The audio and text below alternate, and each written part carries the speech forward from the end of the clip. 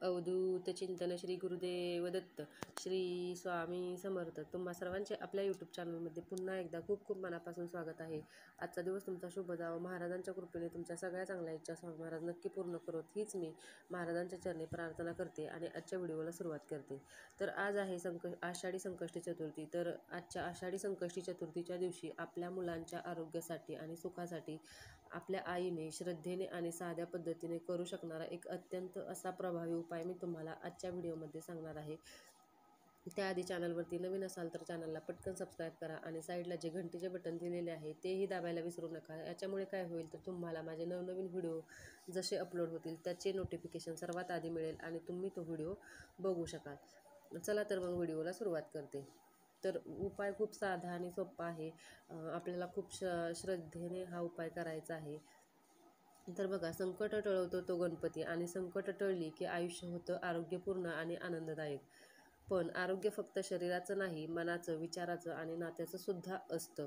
म्हणूनच आज सांगते एक अगदी सोपा पण प्रभावी असा उपाय, जो संकष्टी चतुर्थीच्या दिवशी केल्यामुळे आपल्या मुलांचं आयुष्य भरभराटीचं, सुखाचं, समृद्धीचं, त्याचबरोबर आरोग्यसुद्धा त्यांचं टिकून राहतं.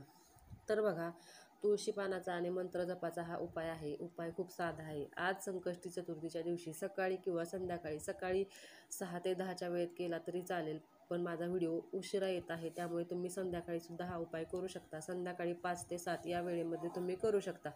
तर बघा, आज संकष्टी चतुर्थीच्या दिवशी सकाळी किंवा संध्याकाळी गणपती बाप्पांसमोर आपल्याला एक छोटा कलश ठेवायचा आहे आणि त्या कलशामध्ये पाण्याने भरलेला कलश ठेवायचा आहे आणि त्या कलशामध्ये 5 तुळशीची पाने टाकायची आहेत आणि समोर आपल्याला त्या पाटाच्या समोर आपल्याला बसायचं आहे आणि एक मंत्राचा जप करायचा आहे. मंत्र असा आहे, ओम श्रीम गम सौम्याय नमः. या मंत्राचा जप तुम्हाला कमीत कमी 11 वेळा, जास्तीत जास्त 108 वेळा केला तरीही काही हरकत नाही, पण कमीत कमी 11 वेळा या मंत्राचा जप तुम्हाला करायचा आहे. हा मंत्र जो आहे तर हा मंत्र आरोग्य, शांती आणि मनशांतीसाठी आहे. तर परत एकदा सांगते, ओम श्रीम गम सौम्याय नमः या मंत्राचा जप तुम्हाला करायचा आहे. अत्यंत प्रभावी असा साधा आणि सोपा उपाय आहे. तुम्ही करून बघा, अनुभव तुम्हाला येईल.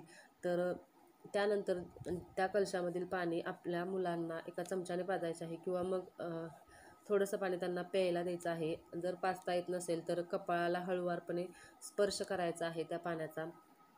तर हा उपाय केल्यामुळे तुळशीमध्ये बघा रोगनाशक शक्ती असते.